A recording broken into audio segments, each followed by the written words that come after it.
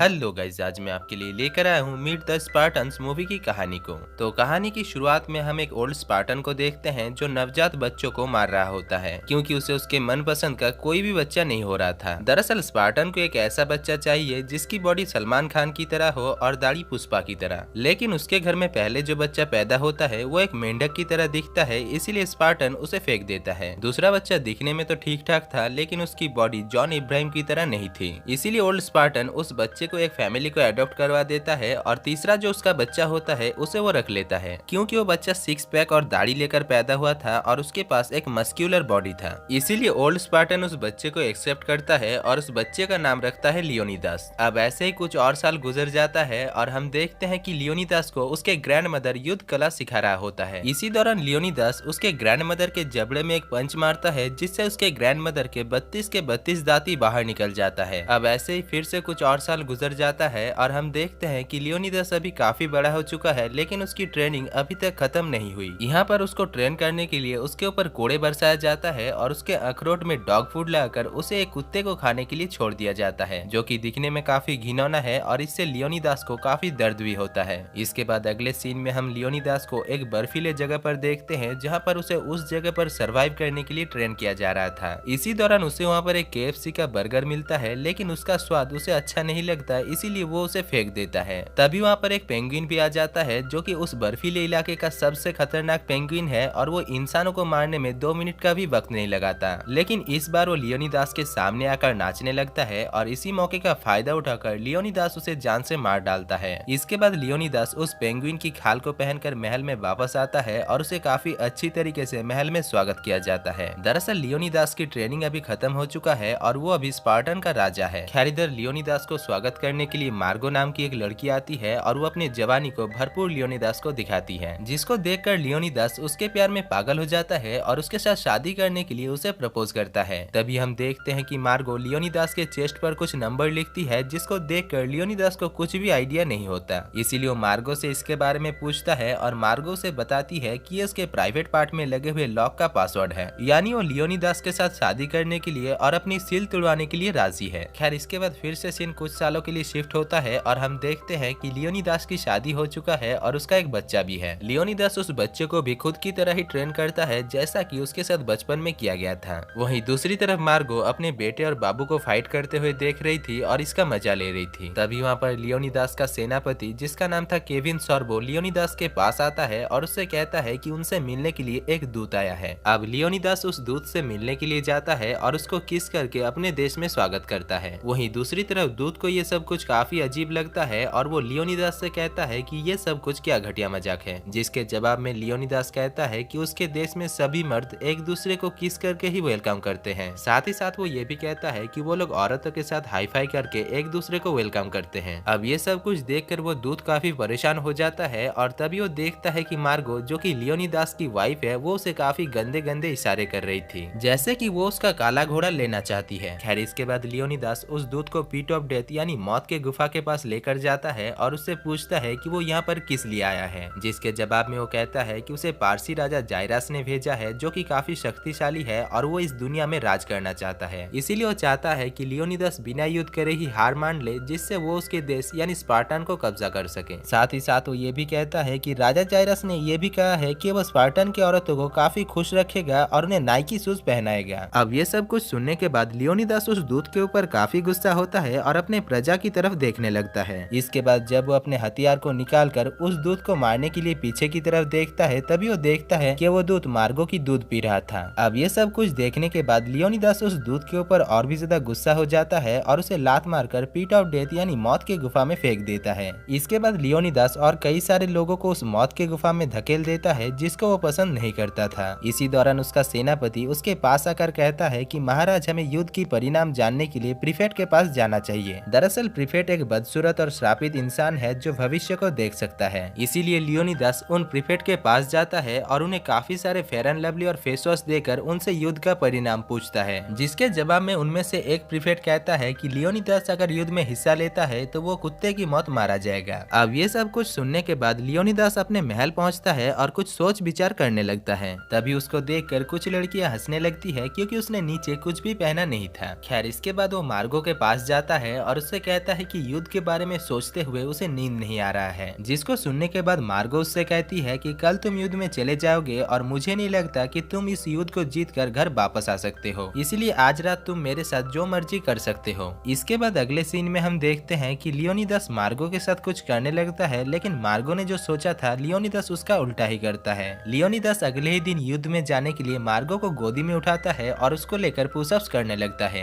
खैर इसके बाद अगले ही दिन लियोनिदास अपने सेनापति के पास आकर कहता है कि उसे युद्ध में 300 सेना की जरूरत है, लेकिन इसके जवाब में सेनापति कहता है कि उनके पास सिर्फ 10 ही सेना है, क्योंकि कोई भी किंग जायरस के साथ लड़ना नहीं चाहता है। तभी लियोनिदास देखता है कि वहाँ पर एक लड़का आ रहा था जो कि दरअसल सेनापति का बेटा, जिसका नाम सोनियो है। खैर लियोनिदास उसे युद्ध में चलने के लिए कहता है, लेकिन सेनापति कहता है कि वो मेरा बेटा है और वो युद्ध में लड़ने नहीं जाएगा। पर फिर भी लियोनिदास किसी तरीके से अपने सेनापति को राजी कर लेता है और उसके बेटे को युद्ध में लेकर जाता है। इसी दौरान वहाँ पर लियोनिदास की वाइफ मार्गो पहुंच जाती है और वो लियोनिदास को एक मंगलसूत्र पहनाकर उसे युद्ध को जीतकर वापस आने के लिए कहती है। तभी वहाँ पर टेरिट्रो नाम का एक पंडित आता है और वो लियोनिदास से कहता है कि किंग जायरस काफी ज्यादा शक्तिशाली है और उससे जीतना नामुमकिन है, इसीलिए वो लियोनिदास को उसके सामने हार मानने के लिए कहता है। लेकिन लियोनिदास हार मानने से मना कर देता है और वो अपने सेना के पेट में सिक्स पैक बनाकर उन्हें भी स्ट्रॉन्ग बना देता है। इसी दौरान हम देखते हैं कि टेरिट्रो किंग जायरस को एक मैसेज करता है, यानी वो दोनों एक दूसरे के साथ मिले हुए हैं। खैर इधर लियोन अपने सेना को लेकर किंग जायरस के ऊपर हमला करने के लिए नाचते हुए वहां से निकल पड़ता है।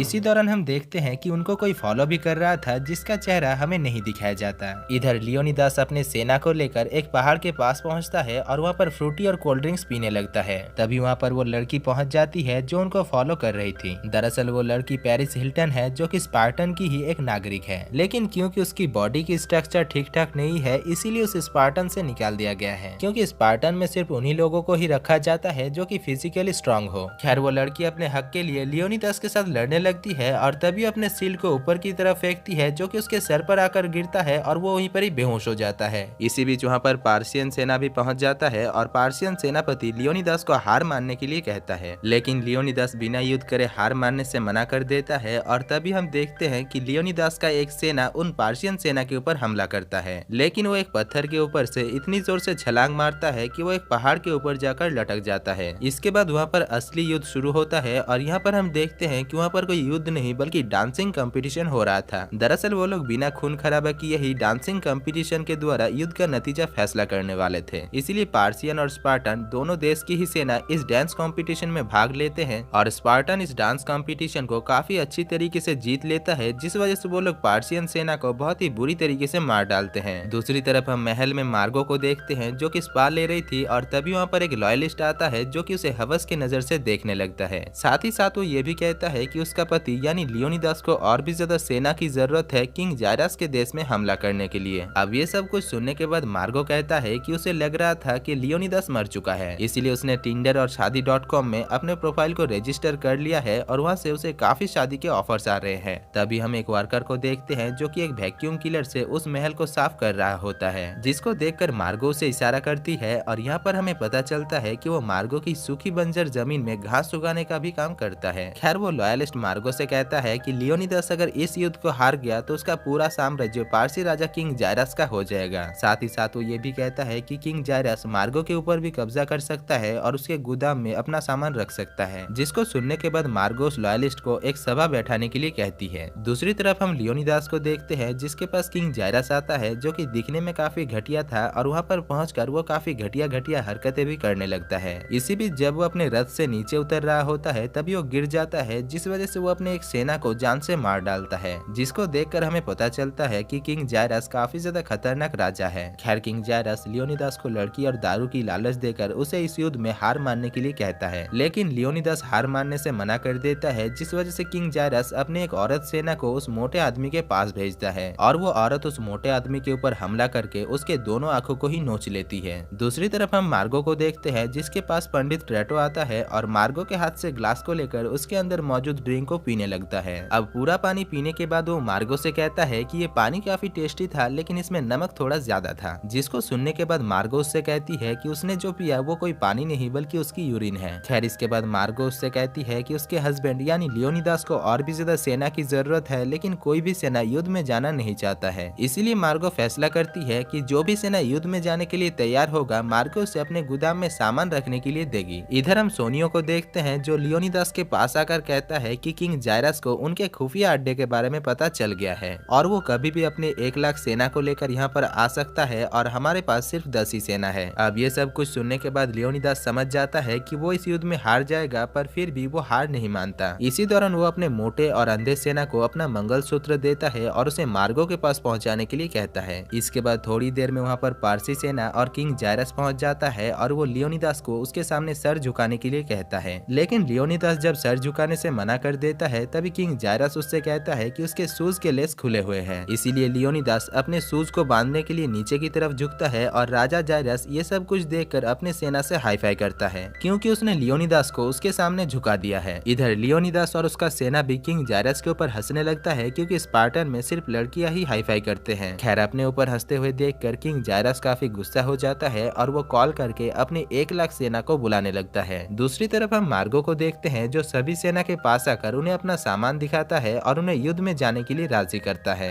इधर हम स्पार्टन को देखते हैं जो पार्शियन सेना के ऊपर हमला करता है और एक एक करके पार्शियन सेना को मारने लगता है। इसी बीच हम देखते हैं कि राजा जायरस स्पार्टन सेनापति के ऊपर एक भाला फेंकता है, जिससे वो वहीं पर ही मारा जाता है। थोड़ी देर बाद लियोनिदास जब देखता है कि उसका सेनापति मर चुका है, तभी वो किंग जायरस के ऊपर काफी ज्यादा गुस्सा हो जाता है और अपने हाथ में 2 गन लेकर GTA 5 खेलने लगता है। दूसरी तरफ किंग जायरस अपने कार को आयरन मैन की तरह एक रोबोट में बदल देता है और स्पार्टन के ऊपर गिर जाता है, जिसमें स्पार्टन के सभी सेना और लियोनिदास भी मारा जाता है। और यहाँ पर हम देखते हैं कि लियोनिदास मरते हुए भी हंसी रहा था। खैर, इसके बाद मूवी के आखिर में हम उस अंधे सेना को देखते हैं जो किसी तरीके से मार्गो के पास पहुंच जाता है, और क्योंकि वो अंधा है इसलिए वो मार्गो को टच करके देखता है और उसे पता चल जाता है कि यही महारानी है। इसके बाद वो उसे वो मंगलसूत्र देता है जो कि लियोनिदास ने मार्गो को देने के लिए कहा था। और दोस्तों, इसी के साथ ही ये मूवी खत्म हो जाती है। तो दोस्तों, अगर आपको इस मूवी की कहानी और मेरा काम पसंद आया है तो वीडियो को दिल से एक लाइक कर देना और चैनल को सब्सक्राइब करके बेल आइकन प्रेस कर लेना, ताकि आपको वीडियोस की नोटिफिकेशन और मुझे वीडियो बनाने की मोटिवेशन मिलता रहे। बाकी मैं मिलता हूँ आपसे अगली ही वीडियो में, तब तक के लिए जय हिंद।